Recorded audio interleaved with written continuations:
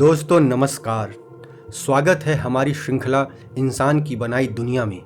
पिछले एपिसोड में हमने जाना कि धर्म ने इंसानों को अर्थ और एकता कैसे दी, लेकिन आज हम जानेंगे राजा, सरकार और देश आखिर बने कैसे। आज दुनिया देशों में बटी हुई है, सरकारें हैं, सीमाएं हैं, कानून है, लेकिन एक समय ऐसा था जब न कोई देश था न कोई सरकार, सिर्फ छोटे छोटे कबीले थे। तो फिर सवाल है, आखिर इंसानों ने राजा, सरकार और राष्ट्र जैसी व्यवस्थाएं क्यों बनाई। शुरुआती मानव समाज छोटे कबीलों में रहते थे। इन समूहों में अक्सर कोई अनुभवी व्यक्ति निर्णय लेने में मदद करता था। वही बनता था ट्राइबल चीफ, कबीले का प्रमुख। वह तय करता था शिकार कहाँ होगा, खतरे से कैसे बचना है, समूह के विवाद कैसे सुलझाने हैं। यानी नेतृत्व की शुरुआत जीवित रहने की जरूरत से हुई। लेकिन जैसे जैसे समाज बड़ा हुआ वैसे वैसे छोटे कबीले पर्याप्त नहीं रहे। खेती बढ़ी, शहर बने, जनसंख्या बढ़ी और धीरे धीरे कुछ शक्तिशाली नेता बड़े क्षेत्रों पर नियंत्रण करने लगे। यहीं से जन्म हुआ किंगडम्स का, राज्य। अब शक्ति सिर्फ व्यक्तिगत नहीं रही, वह संगठित शासन बन गई। लेकिन कुछ राज्य इतने शक्तिशाली हो गए कि उन्होंने दूसरे राज्यों पर कब्जा करना शुरू कर दिया और यहीं से बने एम्पायर्स, साम्राज्य। Egypt, Roman empire, Mauryan empire, Mongol empire. इन साम्राज्यों ने लाखों लोगों को एक ही शासन के अधीन ला दिया। लेकिन इतनी बड़ी शक्ति को बनाए रखना आसान नहीं था। राज्यों और साम्राज्यों को सुरक्षा चाहिए थी और यहीं से विकसित हुई आर्मीज, सेनाएं। शुरुआत में युद्ध अक्सर भोजन, पानी और जमीन के लिए होते थे, लेकिन धीरे धीरे युद्ध शक्ति और विस्तार का साधन भी बन गए।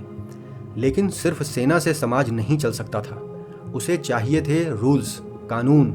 अगर समाज में कोई चोरी करे तो क्या होगा, अगर कोई हत्या करे तो। और यहीं से विकसित हुए लॉ सिस्टम्स, कानूनी व्यवस्थाएं। धीरे धीरे इंसानों ने समझा, अगर सभी के लिए समान नियम हो तो समाज अधिक स्थिर रह सकता है। लेकिन कानूनों का एक और उद्देश्य भी था, पावर को बनाए रखना। राजाओं ने कर वसूले, सैनिक रखे और समाज पर नियंत्रण स्थापित किया। यानी सरकारें सिर्फ सुरक्षा के लिए नहीं थीं, वे शक्ति की व्यवस्था भी थीं। लेकिन समय के साथ कुछ समाजों ने सवाल पूछना शुरू किया, क्या सारी शक्ति सिर्फ एक व्यक्ति के पास होनी चाहिए। और यहीं से उभरा डेमोक्रेसी, लोकतंत्र। प्राचीन ग्रीस में कुछ लोगों ने मिलकर निर्णय लेना शुरू किया। धीरे धीरे यह विचार फैलने लगा कि सरकार जनता के लिए होनी चाहिए। लेकिन लोकतंत्र को स्थिर रखने के लिए सिर्फ चुनाव काफ़ी नहीं थे। जरूरत थी ऐसे नियमों की जो सरकार की शक्ति को सीमित करें। और यहीं से बने कॉन्स्टिट्यूशंस, संविधान। यानी ऐसे मूल नियम जो नागरिकों के अधिकारों की रक्षा करें। लेकिन आधुनिक दुनिया में एक और शक्तिशाली विचार उभरा, नेशनलिज्म, राष्ट्रवाद। धीरे धीरे लोग खुद को सिर्फ कबीले या राज्य का हिस्सा नहीं बल्कि एक राष्ट्र का हिस्सा मानने लगे। भाषा, संस्कृति, इतिहास, इन सब ने मिलकर राष्ट्रीय पहचान बनाई। और इसी तरह बने नेशन स्टेट्स, जहां एक निश्चित सीमा होती है, सरकार होती है, कानून होते हैं और नागरिकों की पहचान एक राष्ट्र से जुड़ जाती है।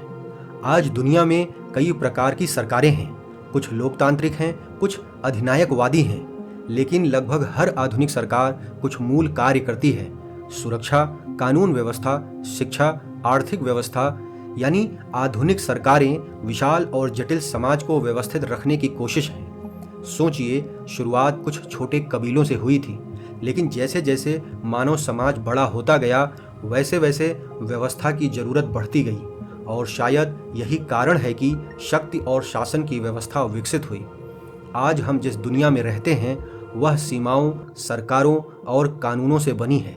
लेकिन इन सब की जड़ें मानव सहयोग और संगठन की उसी पुरानी कहानी में हैं। शायद सभ्यता की सबसे बड़ी चुनौती सिर्फ शक्ति हासिल करना नहीं है, बल्कि उस शक्ति का सही उपयोग करना है। तो दोस्तों, आज की यात्रा में हमने जाना कैसे कबीले, राज्य, साम्राज्य और आधुनिक सरकारें विकसित हुईं। अगर यह वीडियो आपको पसंद आई हो तो इसे लाइक और शेयर ज़रूर करें और सब्सक्राइब करना न भूलें।